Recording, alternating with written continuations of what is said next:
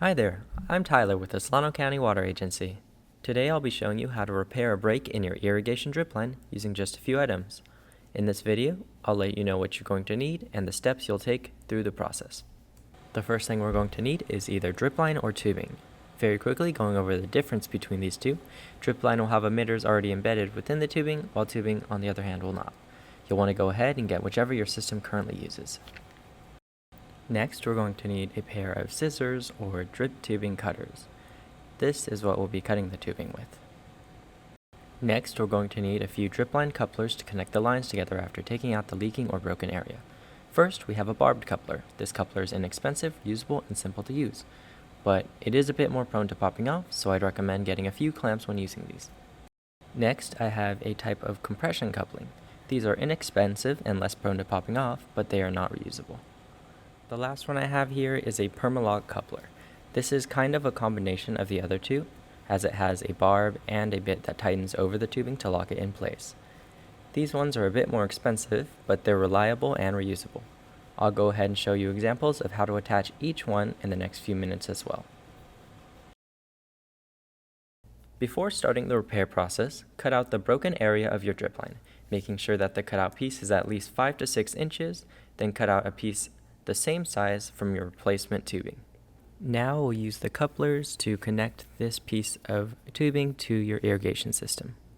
To connect these two ends, I'm going to use the barbed coupler. It might make it a bit easier if you dip both ends into some warm or hot water. It makes the material a little bit more malleable, so it makes it easier to slip that barbed end into the tubing. And then keeping in mind these ones are a little bit more prone to popping off. If they do end up giving you a problem, you should probably look into getting some clamps like I showed earlier. Putting those over the area where the barb is will help kind of keep it tightened down there.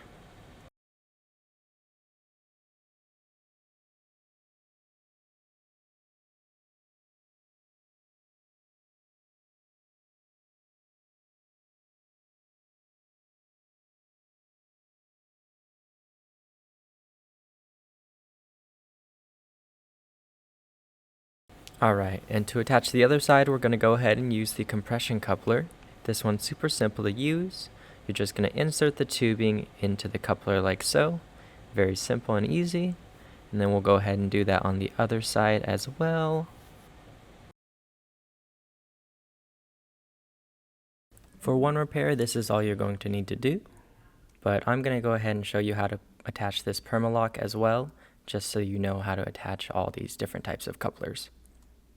The permalock coupler has a screwable portion that kind of tightens over the tubing after you insert that barbed portion into the tubing.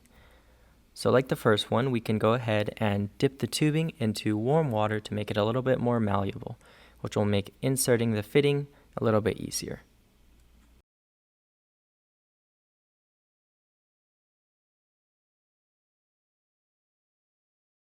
After inserting the barbed portion into the tubing, go ahead and tighten that screwable portion over that tubing until it's tight. That'll help clamp it down to keep it from popping off in the future.